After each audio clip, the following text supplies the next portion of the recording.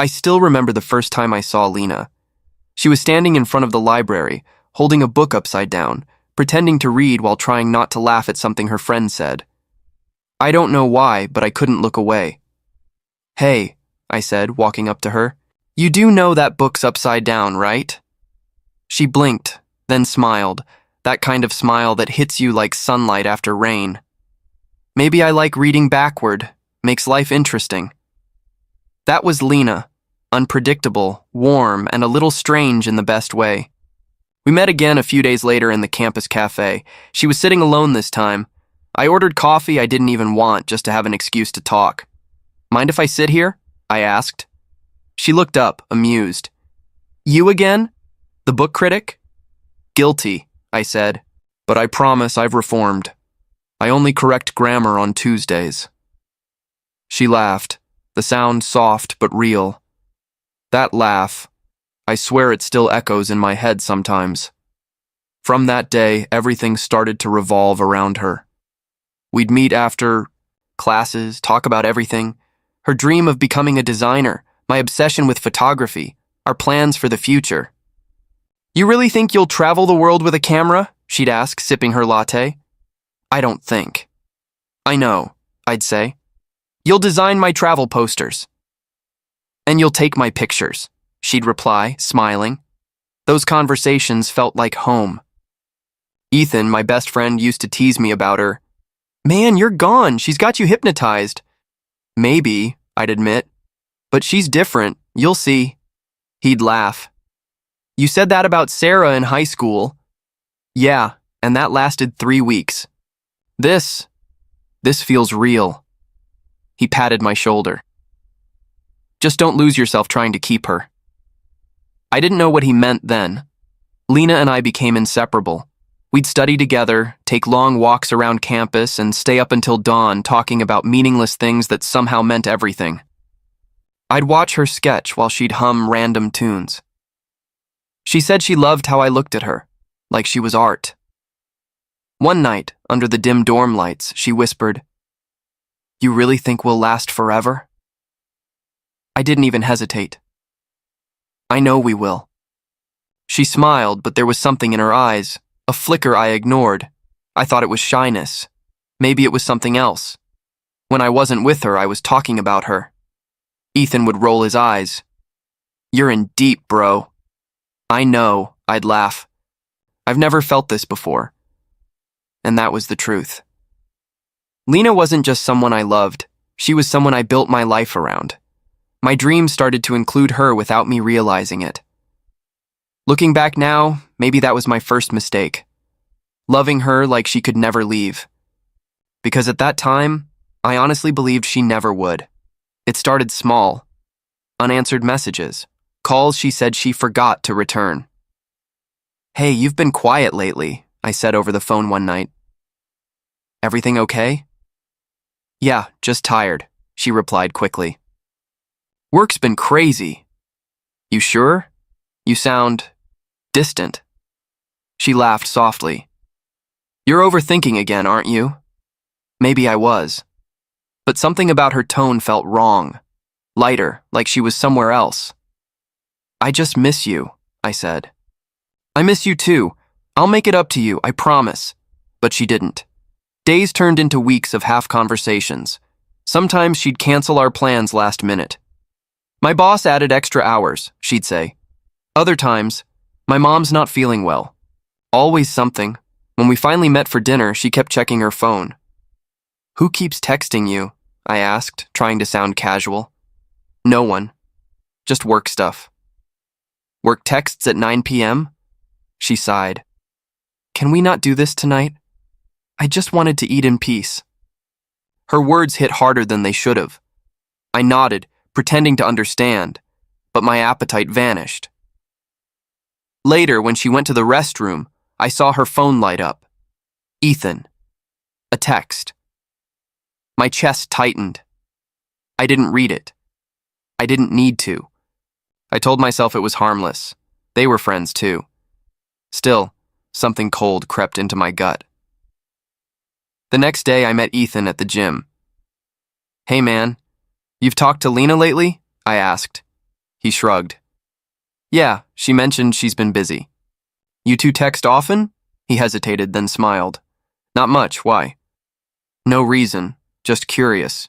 His eyes flickered for a moment, something unreadable. Then he laughed it off. You're getting paranoid, bro. Maybe, I said. She just feels different. He patted my shoulder. She loves you. Stop worrying. I wanted to believe him. God, I wanted to. That weekend, I asked Lena to meet at our usual spot, the cafe where we used to study. She showed up late, hair slightly messy, smile forced. Sorry, she said. Got caught up. With what? Does it matter? She snapped. You've been so clingy lately, it's exhausting. Her words cut deep. I'm trying, Lena. You keep pushing me away. I just need space. For how long? I don't know. Just stop questioning everything. We sat in silence. The noise of clinking cups around us felt louder than ever. Are we okay? I finally asked. She looked at me, eyes tired. I don't know, Mark. Maybe we're just growing apart. My heart sank. I forced a smile. Then I'll fight harder. I'm not losing us. She didn't reply. Just looked out the window, lost in thought. That night, lying in bed, I stared at my phone, her goodnight message blinking at the top. It should have comforted me, but it didn't. Something had changed. I could feel it, like a hairline crack running through glass. It hadn't shattered yet, but I knew it would. It was raining.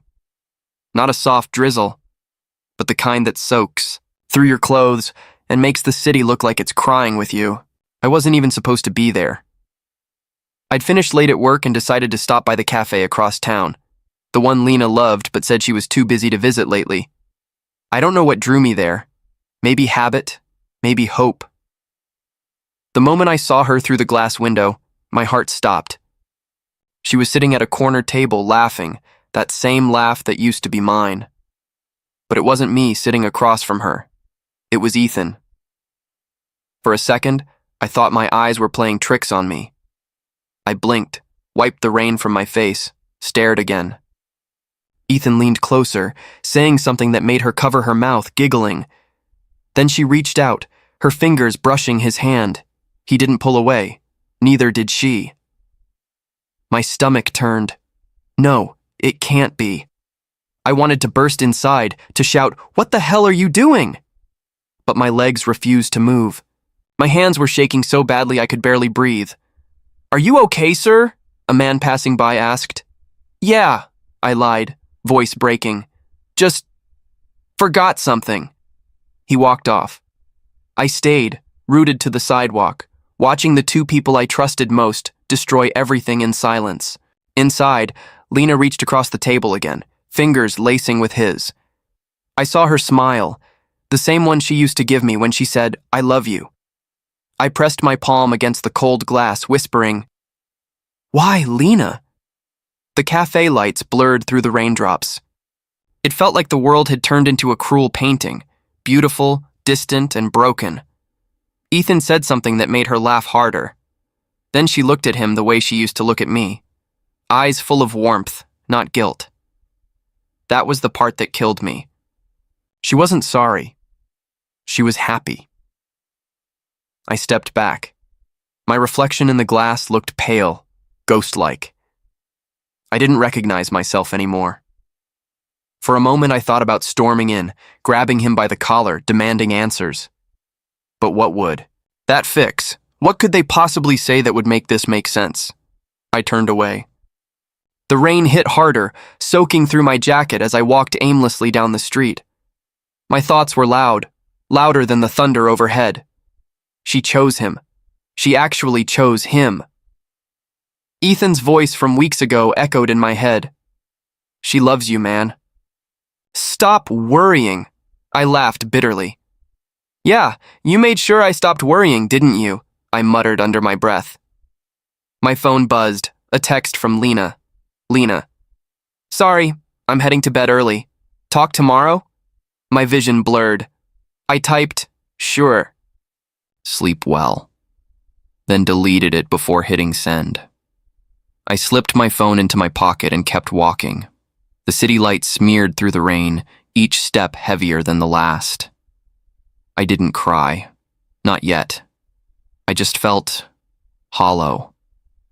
Somewhere deep down, I knew this was the night everything changed. The night love died, and something colder took its place. I didn't sleep that night. Every time I closed my eyes, I saw them. Her hand in his, her smile, his face. By morning, I wasn't even angry. I was just empty. When I reached her apartment, she opened the door, surprised. "Mark, what are you doing here?" "We need to talk," I said quietly. "Now's not a good time." "No," I interrupted. "Now's the perfect time." She hesitated, then stepped aside. I walked in. The place looked the same, but it felt different, colder. She crossed her arms. "What's going on?" I took a deep breath. "I saw you last night." Her face went pale. "Saw me? What do you mean?" "At the cafe," I said. "With Ethan." Her lips parted, but no words came out. "Say something," I demanded. "Tell me I imagined it. Tell me you weren't holding his hand like you used to hold mine." "Mark," she whispered, tears forming. "I didn't mean for it to happen." "Didn't mean for what to happen?" My voice rose. "You just accidentally fell in love with my best friend?" She shook her head, crying now. "It wasn't like that. You were distant, busy, always working. Ethan was there when you weren't," I laughed bitterly. "So that's it? You replaced me because I was trying to build a life for us?" "You don't understand," she said. "I was lonely." "Lonely?" I cut her off. I called every night. I showed up. "I fought for us, Lena. You were the one pulling away." She covered her face. "I'm sorry." "No," I said quietly. "You're not. You're just sorry I found out." There was a knock on the door. She froze. "Don't," I warned. "Tell me that's not him." She didn't move. "Lena, open the door," Ethan's voice called from outside. My chest tightened. "You brought him here?" "I didn't know he was coming," she whispered, trembling. The door opened before I could speak. Ethan stepped in, eyes wide when he saw me. "Mark, listen," I turned away. "Don't! Just don't!" "Please, man, it wasn't supposed to happen." "We didn't plan this, yeah?" I said, facing him now. "Didn't plan it, but it still happened." Weeks of lies. "You told me to stop worrying. You knew what you were doing." He swallowed hard. "I messed up." "No," I said. "You both did." Lena reached for me. "Mark, please don't walk away like this." I stepped back. "You already walked away." "I'm just catching up," she sobbed. "I never wanted to hurt you." "Then you shouldn't have," I whispered. Ethan looked down. "Say something, man. Anything."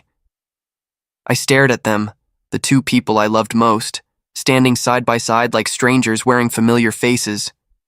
"You both deserve each other," I said finally, voice shaking. Then I turned and left, the sound of her crying echoing behind me. The door closed. My world with it. Days blurred into nights, and nights into something worse. Silence. The kind that crawls under your skin. "Mark, you haven't been to work in a week," Ryan, my coworker, said over the phone. "Boss is asking questions." "I'm fine," I muttered. "You don't sound fine." I said I'm fine, Ryan, just need some time, he sighed. "Man, don't disappear on us." But I already had. I tossed my phone aside. The screen lit up again. 10 missed calls, 3 unread messages. 1 from my mom, 2 from Ryan, and 1 from an unknown number. I didn't open any of them. I couldn't. My apartment looked like a stranger lived there. Clothes scattered, takeout boxes piling up, curtains always closed. The air smelled of stale coffee and regret. One night I sat on the floor, scrolling through old photos of Lena, her smile, her texts, her voice notes. "You're the only one who really gets me."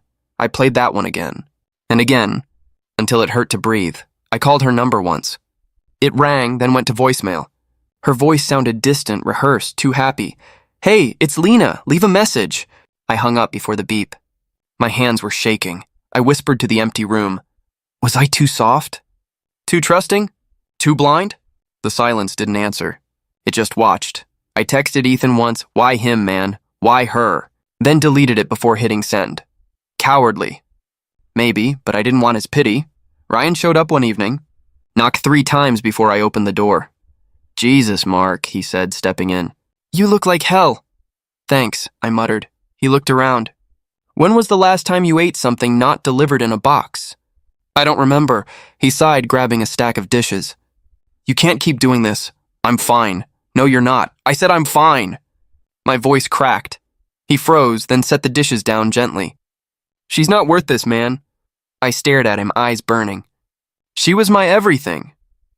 Then make everything mean something else. He left after that, saying he'd check in later. I didn't expect him to. That night, I opened my chat with Lena again. The last message was still there.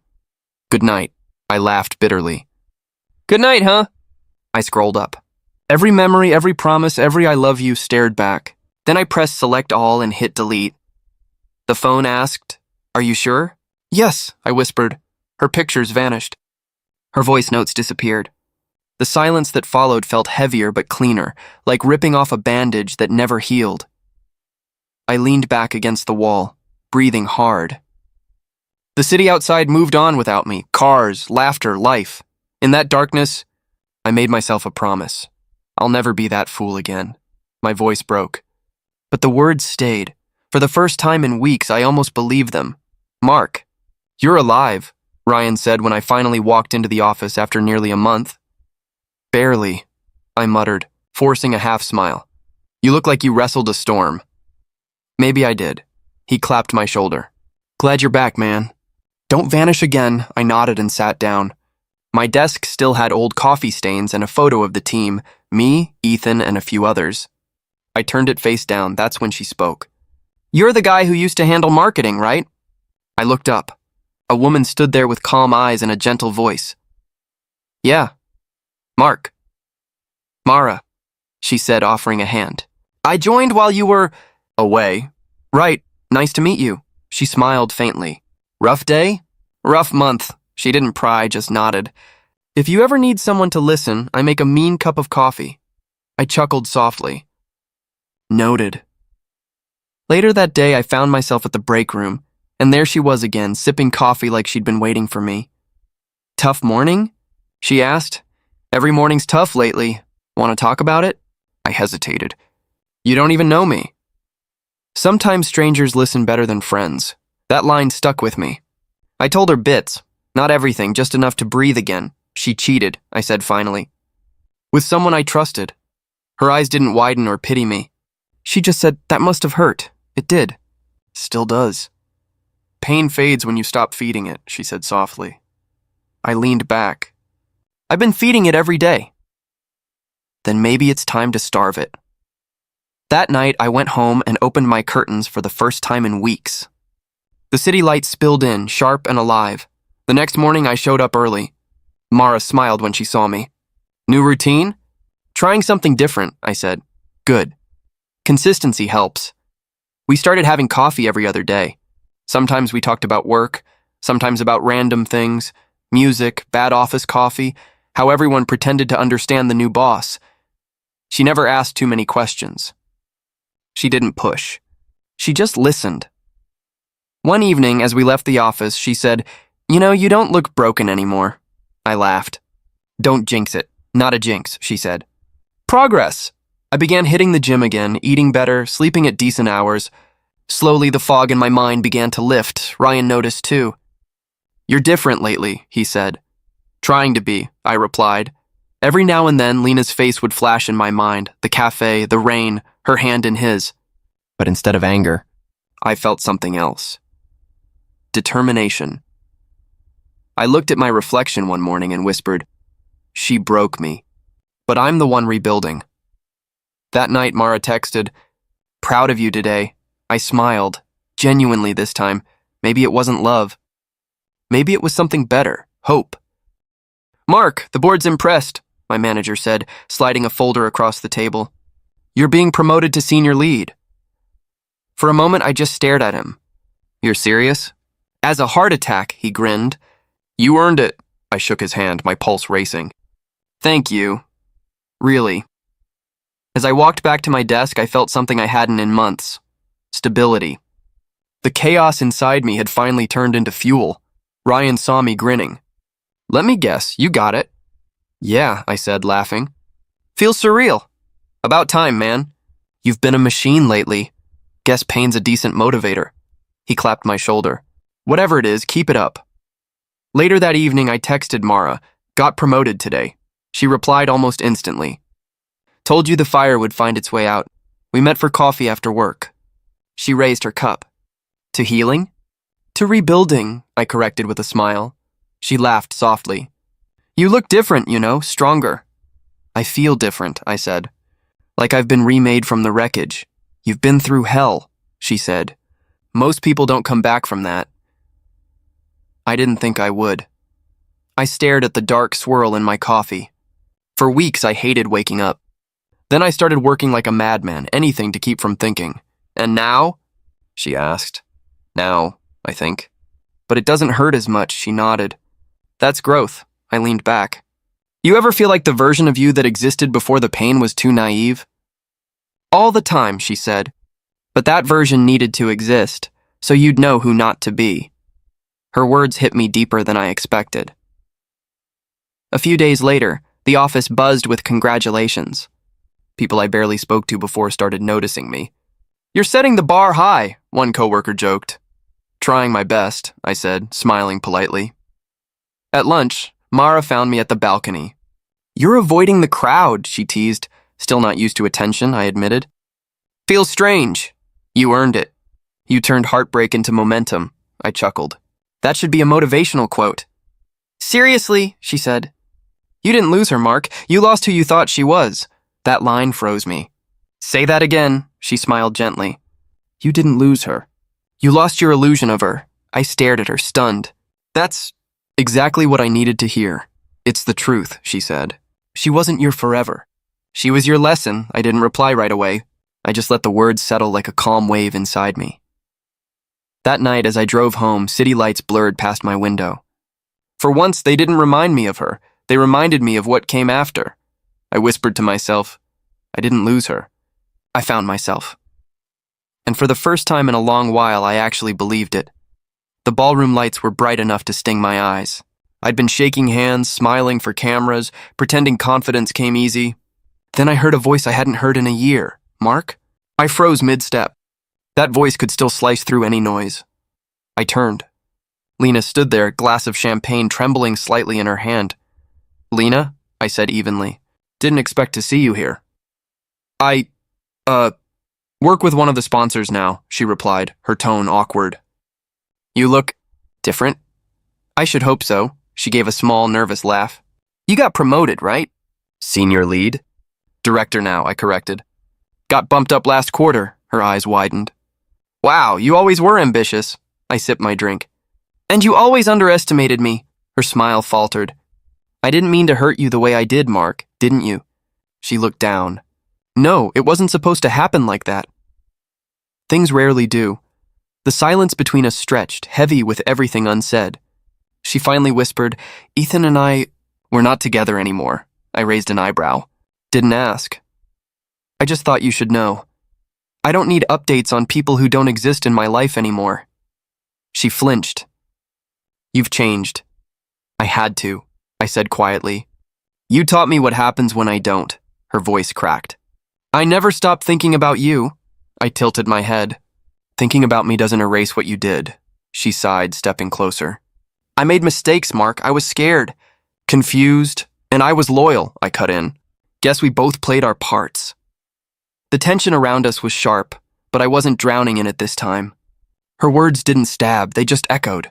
I miss who we were, she said softly. That's the thing, I replied. You miss who I was because I don't exist anymore. Her eyes glistened. You sound cold. No, I said. Just done. She tried to smile again, but it trembled. I'm glad you're doing well. Me too, I said. Took a long time. As she turned to leave, she paused. Do you ever think about us? Sometimes, I admitted, but only to remind myself how far I've come. Her lips parted like she wanted to say more, but she didn't. She just nodded and walked away, disappearing into the crowd. I stood there for a moment, listening to the hum of conversation, the clinking of glasses, the sound of my own calm heartbeat. Ryan appeared beside me. You okay? Yeah, I said. Better than okay. Was that her? Yeah, he gave a low whistle. How'd it feel? Like closing a door I should have locked a long time ago, he grinned. That's growth, man. I smiled faintly, eyes drifting to where she'd stood moments ago. For the first time, I didn't feel anger. I didn't feel pain, I just felt free. It started as office gossip. Did you hear about Ethan? One of my coworkers whispered during lunch. I wasn't even trying to listen until I heard her name. Apparently, he cheated on Lena, she continued. With some girl from their department, I froze mid-bite. My stomach didn't twist this time. Instead, a strange calm washed over me. Guess karma doesn't skip anyone, Ryan muttered beside me, smirking. I gave a small shrug. Maybe it just takes its time, he leaned in. You okay? I'm fine, I said simply. Actually, I'm better than fine. Later that evening, my phone buzzed. Once, twice, then again.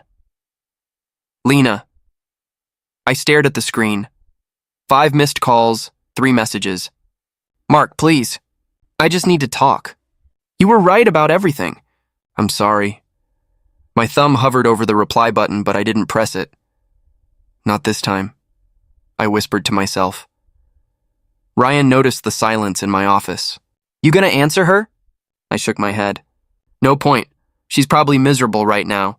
She made her bed, I said quietly. Now she knows what it feels like. He nodded slowly. You ever think about getting revenge? This is revenge, I said. She's the one chasing ghosts now. The phone buzzed again. Another message. I miss you, Mark. I didn't realize what I had until it was gone. I laughed softly. Not out of joy, out of peace. For a moment, I remembered her voice, her laughter, her promises. Then I remembered the rain outside that cafe, the way my heart had cracked, and how I'd walked away. That version of me was gone. I placed my phone face down and looked out the window. The city lights flickered like they were whispering, reminding me how far I'd come. Ryan broke the silence. You're really not going to reply? No, I said. Some things deserve silence, he chuckled. Cold, not cold, I corrected. Just done. We clinked our coffee mugs. To moving on, he said. To finally breathing, I replied. When I got home that night, another voicemail waited. Her voice was shaky, full of regret. I don't know who I am anymore, Mark. I wish I'd loved you the way you deserved. I closed my eyes, listened to the emptiness between her words, and deleted it. No anger. No satisfaction. Just quiet, because sometimes silence says everything. I was buried in reports when my assistant knocked. There's someone here to see you. Says it's important. I didn't look up. Who? She hesitated. A woman named Lena. My chest tightened for half a second, then steadied. Send her in. When Lena walked in, it was like a ghost had stepped into the room. Her eyes were red, her hands trembling as she clutched her purse. Hi, Mark, she whispered. I leaned back in my chair. Lena, you look different. Life does that. She gave a weak laugh. You're still the same. Calm, quiet. Not the same, I said. Just learned silence speaks louder. Her lips quivered. I know I have no right to be here, but I needed to say this. I'm sorry. I stayed quiet. She went on, voice breaking. You didn't deserve what I did. You were good to me, too good. And I ruined it because I was scared. Scared of what? Of how much you loved me, she said. You made me feel seen. And that terrified me. I didn't know how to handle something real. I exhaled slowly. So you destroyed it. Tears rolled down her face. I thought I'd be happier with Ethan. I thought I'd feel something new. But all I found was emptiness. I folded my hands, keeping my tone steady. And now? Now I realize I lost the one person who truly cared, she whispered. I can't sleep without hearing your voice in my head. I know I don't deserve another chance, but I just wanted you to know I regret it. Every day. Her words hung in the air like smoke, heavy, fading slowly. I stood, walked around the desk, and stopped a few feet away. Lena, I said quietly, I forgive you. Her eyes widened. You do? Yes, but forgiveness isn't a door back into my life. She covered her mouth, sobbing softly. I understand. I nodded once. You should forgive yourself too. That's harder. I don't think I can. You will, I said. One day. She took a shaky breath, then turned toward the door. Goodbye, Mark. Goodbye, Lena. When the door closed behind her, I let out a breath I didn't know I'd been holding. Ryan peeked in seconds later. "Everything okay?" "Yeah," I said, smiling faintly. For the first time in years, everything's okay, and I meant it. The rain had just stopped when Mara and I stepped into the cafe. The same one. Same faint smell of coffee and cinnamon. Same corner table, the one that used to haunt me. She looked around, smiling. "Nice place. You come here often?" "Used to," I said. "Not for a long time," she tilted her head. "Bad memories?" I nodded slightly. "Yeah, but I think I'm ready to make new ones." We ordered coffee and found a seat, not in the corner this time, but close enough to see it. That table, the place where everything had once shattered. Mara noticed my silence. "You okay?" "Yeah," I said. "Just thinking about her." I smirked. "You always know," she sipped her latte. "You don't have to avoid her name, you know." "I'm not avoiding it," I said quietly. "It just doesn't matter anymore," she smiled softly. "That's progress." I never thought I'd sit here again without feeling angry. "And now?" she asked. "Now I just feel grateful," I said. "Grateful that it broke me enough to rebuild me." She leaned forward. "You really mean that?" I nodded. The pain changed me. It forced me to look at myself, to grow up. Without it, I wouldn't be here. "With you," her eyes softened. "You give yourself too little credit, Mark." "I used to give too much of it to other people," I said with a half smile. She laughed quietly. "Fair." For a moment, we just sat there. The hum of quiet conversations, the clink of spoons, the warmth of something new forming between us. "You know," Mara said, "you don't have to prove you've moved on. Healing isn't about showing strength. It's about peace." "I think I finally understand that," I said. "I used to think closure came from someone else. Turns out it comes from within." She reached across the table, her fingers brushing mine. "Then maybe this cafe isn't cursed after all," I smiled. "Maybe it's where everything starts again," she grinned. "So are you going to tell me what happened here?" I looked toward that corner table one last time. "No," I said. "That chapter's closed. This one's better." We both laughed softly and I raised my cup. "To new beginnings." She clinked hers against mine. "To stronger hearts." As we left, I glanced back once more, at the place that once broke me. Now it only reminded me of how far I'd come. The pain didn't define me. It built me. I sat on my balcony that evening, watching the city lights flicker like distant stars. The wind felt calm, softer than it used to. For once, my chest wasn't heavy. Mara's voice echoed in my head from earlier that day. "You don't need to understand everything to move on." She was right. I'd spent so long chasing answers that didn't matter anymore. I whispered to myself, why did I even want closure from people who shattered me? The silence answered back. I didn't need it. My phone buzzed on the table, another message from an unknown number. Probably Lena again. I stared at it for a second, then turned the screen face down. "Not today," I said quietly. I leaned back, taking a slow breath. For so long, I thought healing meant forgetting. But it wasn't about forgetting. It was about remembering without bleeding. If someone had told me years ago that I'd reach this point, calm, steady, free, I wouldn't have believed them. Back then, I was angry at the world, at her, at myself. Now, I just felt grateful. I remembered every sleepless night, every argument replayed in my head, every what-if that tore me apart. And I realized they weren't signs of weakness. They were proof that I cared deeply even when others didn't. That's something to be proud of, not ashamed of. I whispered, love doesn't always win, but it always teaches. The version of me who begged for answers no longer existed. I'd stopped trying to fix people who broke themselves. Mara once said, you rise when you decide you're done crawling. I smiled at that, because that's exactly what I did. Forgiveness wasn't about letting them back in. It was about setting myself free. I took one last look at the skyline, feeling something shift inside me.